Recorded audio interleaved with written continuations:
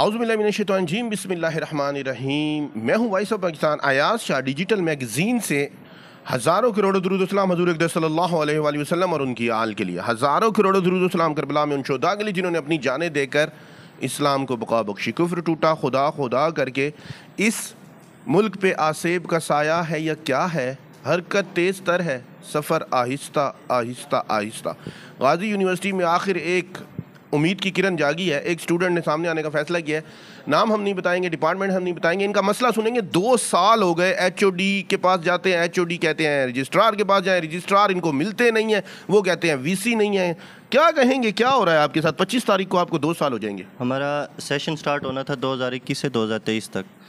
तो 2023 में जब हमारी डिग्री एंड हुई है तो उसमें यह है कि थीसिस सबमिट हो गया, प्लेजरिज्म रिपोर्ट ओके हो गया, सब कुछ सबमिट हो गया हमारे पास। जो कुछ कंट्रोलर ऑफिस जाना था वो सब कुछ एक्सेप्ट हो गया।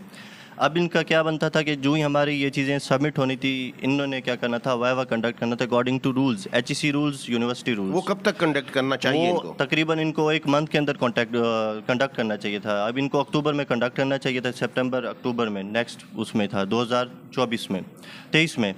अब क्या हो गया, अब हो गया 2024 हो गया, अब तकरीबन अगस्त आ गया, यानी 1 साल होने को, यानी कि 11 मंथ हो गए हमें। अभी तक हमारा ना वाइवा हुआ है, ना हमें कुछ ना कुछ। एक्चुअल आपकी डिग्री 21 से 23 वाली है? 21 से 23 तक है। अब हमारे इश्यूज़ ये हैं कि आगे 2025 आ जाएगा। अब ये 2024 आ गया, अब हमारी डिग्री अगर 2025 में मिलती है तो हमारा 2 साल का गैप हो जाएगा। इसमें यह है कि ना हम बाहर अप्लाई कर सकते हैं, ना ही किसी चीज़ में अप्लाई कर सकते हैं, क्योंकि हमारी डिग्री वही जो BS है उसी की बेस पे हम कर सकते हैं, ना MPhil की बेस पे कुछ भी नहीं कर सकते। ये एज ए नाम की डिग्री हमारे साथ लगी हुई है, मगर हमें मिल कुछ भी नहीं रहा। अब दूसरी बात यह है कि जो स्टूडेंट्स हैं वो ओवरऑल पूरा का पूरा एंग्जाइटी का शिकार हैं, घर बैठे बैठे डिप्रेशन सामने भी नहीं आना चाह रही है। उसकी रीज़न क्या सामने ना आने की? उसकी ये इंतकामी कार्रवाई करते हैं, टारगेट करते हैं तलबा को। अब पहले तो ये है कि गाजी यूनिवर्सिटी 2014 में बनी है, हर किसी को मसले मसाइल का पता है कि क्या क्या मसले मसाइल हुए, क्या नहीं हुए। अब जब ये तो उसमें फिर वुमेन हरासमेंट केस वगैरह, ये गर्ल्स के साथ हरासमेंट केसेस ये आने लगे। जब वो ख़त्म होने लगे तो अब ये केसेस, डिग्रीज रोकने वाला केसेस, रजिस्ट्रार के पास जाएँ, वो कहते हैं कि मेरे उसको मिले, PA को मिले। जब उन PA को मिलते हैं तो वो PA कौन है, नाम पता है आपको? नाम नहीं पता उनका। अच्छा, वो भी शायद मतलब रजिस्ट्रार कहते हैं कि PA को जाके मिले। PA को जाके मिले, वो हमसे मिलना तक गवारा नहीं करते। एक दफ़ा गए तो वो नहीं मिलना चाहते। अच्छा, हालांकि रजिस्ट्रार साहब का काम ये होता है कि तलबा और VC के दरमियान वो पुल का किरदार अदा और वो तमाम मसले पहले हल करके फिर VC साहब के पास तलबा को बात भेजते हैं। जब वो खुद स्टूडेंट से नहीं मिलना चाहते तो फिर उनको किस चीज़ का होल्ड दिया गया? यानी अगर वो रजिस्ट्रार बने तो वो स्टूडेंट्स के साथ वो ताल्लुकात करें, रिलेशन कायम करें, वो हमें भेज देते हैं अपने PA के पास। जब दूसरी दफ़ा हम गए तो दूसरी दफ़ा वो चाय पी रहे थे जनाब। अच्छा, चाय पी रहे आप गए? हम तकरीबन थे 20 से 25 स्टूडेंट। अच्छा, 20 से 25। और उन्होंने आपको क्या कहा? तो उन्होंने कहा कि मेरे PO को मिला। हम ठहरे, हमने कहा नहीं, हमने आपसे ही मिलना, आपसे मिलना है।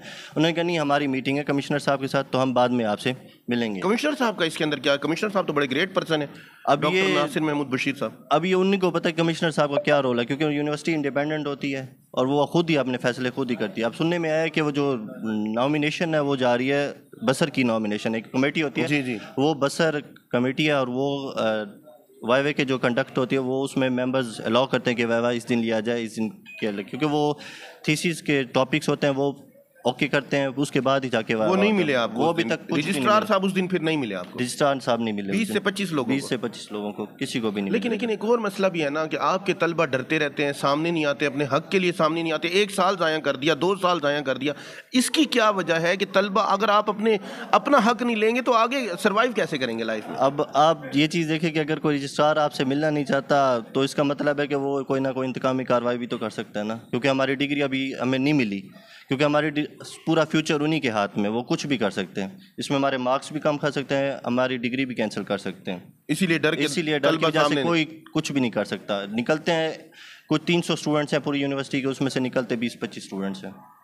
इशू क्या है, और वो भी ये है कि हमारी डिग्री ना ख़त्म कर दें, क्योंकि टाइम लगा हुआ है, पैसा लगा हुआ है। गवर्नर पंजाब से अगर आप मुतालबा करना चाहें, वज़ीर आला पंजाब से अगर आप मुतालबा करना चाहें, VC साहब से अगर आप मुतालबा करना चाहें, या अच्छे लोगों से आप मुतालबा करना चाहें, क्या मुतालबा करेंगे अपने बैच को लेके, अपने MPhil के तलबा को लेकर? क्या कहेंगे कि वो आपकी क्या बात सुने, मतलब क्या करें आपके साथ?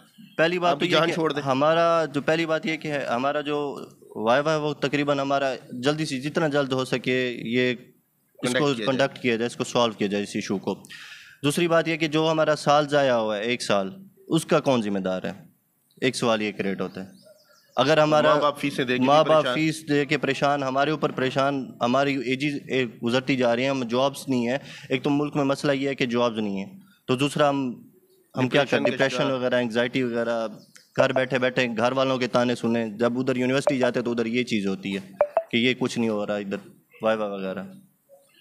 हम इस नौजवान की और इनके दोस्तों की हिम्मत बढ़ाएंगे, क्योंकि इन्होंने आवाज़, इन्होंने पहला कतरा तो बनने की कोशिश की, तो इनके बाकी तलबा से भी गुजारिश करेंगे खुदारा इनका साथ दें। अगर आपके साथ आपको लगता है नाइंसाफ़ी हो रही है, अगर आप अपने हक़ के लिए नहीं बोलेंगे, वो अल्लामा इकबाल ने कहा था कि अगर अपने मन में डूब के पा जा सुराग़ ज़िंदगी, मेरा नहीं बनता न बन अपना तो बन, अपने लिए आवाज़ उठा लें। हम बाहर के लोग कब तक गाजी यूनिवर्सिटी, सिविल सोसाइटी, वुकला सोसाइटी, ताजर बरादरी, कब तक गाजी यूनिवर्सिटी की आवाज़ें उठाते रहेंगे?